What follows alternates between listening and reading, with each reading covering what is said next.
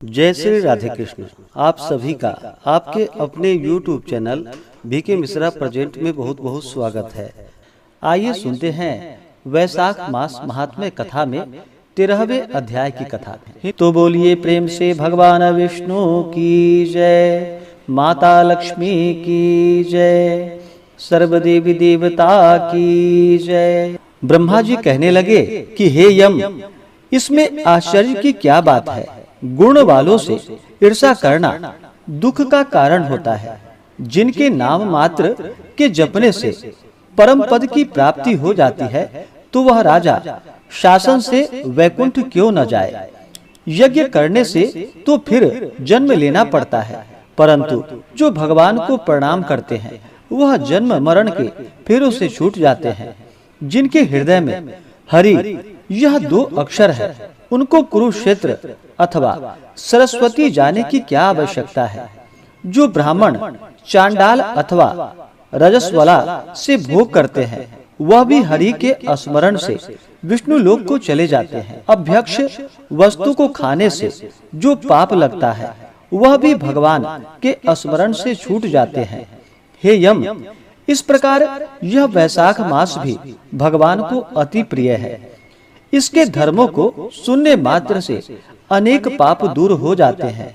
जो वैशाख के धर्मों का पालन करता है और उसके गुणों का गान करता है, उन सब पर भगवान प्रसन्न होते हैं। ब्रह्मा जी कहते हैं कि हे यम, उस राजा पर मेरा कोई प्रभाव नहीं, क्योंकि विष्णु के भक्तों को अशुभ करने की किसकी सामर्थ्य है। उनके भक्तों को जरा, मृत्यु, व्याधि आदि का कुछ भी भय नहीं होता।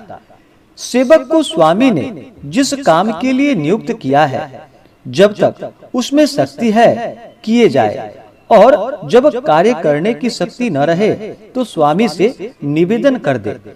उसी समय वह उस ऋण से मुक्त हो जाता है। अपना कर्तव्य वह कार्य करने में प्राणी को कोई दोष नहीं लगता। हे यम, जब तुम इस कार्य के करने में असमर्थ हो तो तुम्हारा क्या दोष है। जब ब्रह्मा जी ने ऐसा कहा तो यम अत्यंत दुखी हो आंसू बहाने लगा तथा अत्यंत दीन वाणी से बोला कि हे पितामह, आपकी सेवा में मुझको सब कुछ मिल गया, परंतु अब मुझे अपने काम पर जाने की तब तक इच्छा नहीं है जब तक भूमंडल पर यह राजा राज्य करता है। जब तक इस राजा को इस कार्य से मैं चलायमान नहीं कर देता, मुझको आराम प्राप्त नहीं हो सकता। आप मेरे इस कार्य को सिद्ध कर दीजिए, तभी मैं फिर शासन कर सकता हूँ। यम की यह बात को सुनकर ब्रह्मा जी यम को समझाते हुए बोले कि हे यम, इस वैशाख धर्म में परायण राजा का निग्रह तू नहीं कर सकता, और यदि क्रोधवश तू नहीं मानता तो चल विष्णु भगवान के पास चलते हैं। जैसा वह आज्ञा करेंगे वैसा ही किया जाएगा, क्योंकि वह संपूर्ण लोकों के कर्ता, धर्म के पालन करने वाले और संघ को नियम में चलाने वाले हैं। भगवान की आज्ञा के विरुद्ध कुछ भी नहीं कर सकते, ना ही इसकी भक्ति के विरुद्ध कुछ भी दिखाई देता है। ऐसा कहकर ब्रह्मा जी यम को लेकर क्षीर सागर में गए और निर्गुण रूप परमेश्वर अद्वितीय पुरुषोत्तम भगवान की सांख्य योग से स्तुति करने लगे। इस प्रकार की स्तुति पर श्री विष्णु भगवान प्रकट हुए और गंभीर वाणी से कहने लगे कि तुम्हारे आने का क्या कारण है। क्या तुम राक्षसों के द्वारा सताए गए हो। यम का मुख मलिन और कंधे क्यों झुके हुए दिखाई देते हैं। तब ब्रह्मा जी कहने लगे कि हे प्रभु, राजा कीर्तिमान की आज्ञानुसार उनके शासन में सब मनुष्य वैशाख मास के धर्म का पालन करके विष्णु पद को प्राप्त करते चले जा रहे हैं। इस कारण जब सारी यमपुरी खाली हो गई तो यम युद्ध करने के लिए राजा के पास गया और अपना दंड उठाकर राजा को मारने लगा, तो आपका सुदर्शन चक्र ने इसको परास्त कर दिया। अब वह दुखी होकर मेरे पास आया है। हम आपके भक्तों को दंड देने की सामर्थ्य नहीं रखते हैं, इसलिए आपकी शरण में आए हैं। अब हे महाप्रभु, आप राजा को दंड देकर अपने यम की रक्षा करो।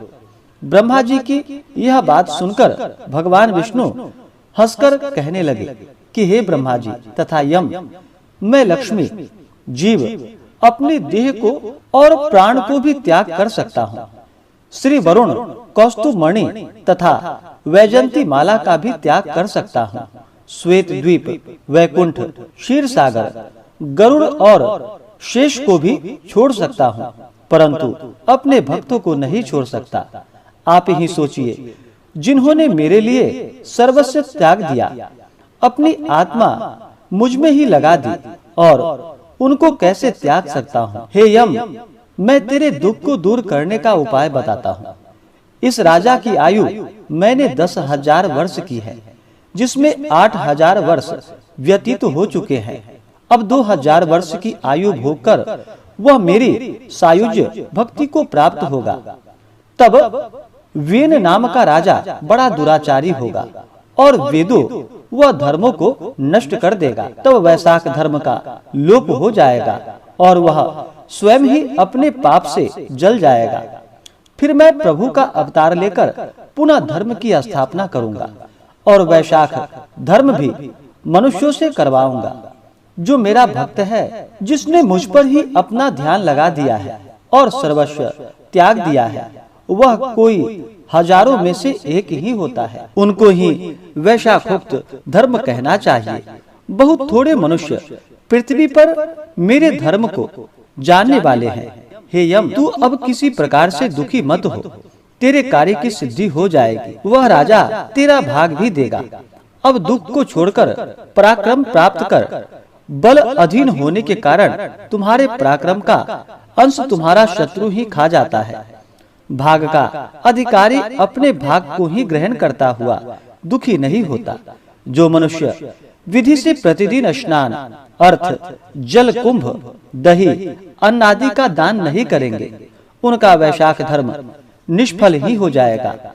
वह राजा अवश्य तुमको भाग देगा, क्योंकि वह मेरा अनन्य भक्त है। जो कोई प्राणी तुम्हारा भाग देखकर वैशाखोक्त धर्म करे, उसके कार्य में तुम विघ्न मत डालो, और जो तुम्हारा भाग दिए बिना ही केवल तुम्हारा भजन करता है, उसको तुम मेरी आज्ञा से अवश्य दंड दो। उस राजा से तुम्हें भाग दिलाने के लिए मैं सुनंदन को भेजता हूँ। वह अवश्य ही राजा को समझाकर तुम्हारा भाग दिलाएगा। इस प्रकार हर तरह से यम को आश्वासन देकर भगवान अंतर ध्यान हो गए और यम भी अपनी पुरी को चला गया। फिर भगवान की आज्ञा से जैसे सुंदर ने राजा को समझाया, सभी ने वैशाख मास के धर्मों में यम को भाग दिया। इसलिए वैशाख मास में प्रतिदिन यम के निमित्त स्नान, अर्घ्य आदि करना चाहिए, अन्यथा वैशाख धर्म निष्फल हो जाता है। वैशाख की पूर्णिमा को सबसे पहले यमराज के निमित्त अन्न दान करना चाहिए। अन्न के साथ ही घड़ा तथा दही भी होना चाहिए। शीतल जल, दही, अन्न, तरबूज का दान करना चाहिए। इन सब को कांसे के पात्र में रखकर भगवान को अर्पण करे। फिर भगवान की प्रतिमा बनाकर किसी दरिद्र ब्राह्मण को देवे। पूजा की सब सामग्री से ब्राह्मण का पूजन करे। इस प्रकार राजा अपनी समस्त आयु भोग कर अपने पुत्र पौत्र आदि के सहित वैकुंठ को चला गया। जब वह राजा वैकुंठ को चला गया तो वेन नाम वाला महापापी राजा हुआ। उसने सब धर्मों तथा वैशाख के धर्मों का भी लोप कर दिया। इसी कारण सब धर्मों को प्राणी भूल गए। यह सुनकर राजा मिथिलेश ने कहा कि हे ब्राह्मण, आपने कहा कि राजा वेन पहले मनवंतर में हुआ। अब आप ऐसा कह रहे हैं कि यह बातें मेरी समझ में नहीं आई। तब शुकदेव जी कहने लगे कि युग और कल्पों की व्यवस्था पुराणों के विषय अनुसार है, इसलिए इस विषय में शंका करने की कोई बात नहीं।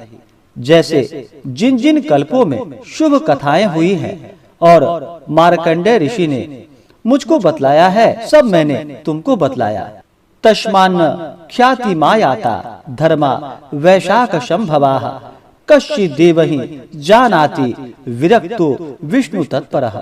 इस प्रकार से श्री स्कंद पुराणीय वैशाख महात्म्य में नारद एवं अम्बरीश के संवाद में यमदूत सांतावना नामक 13वां अध्याय पूर्ण हुआ।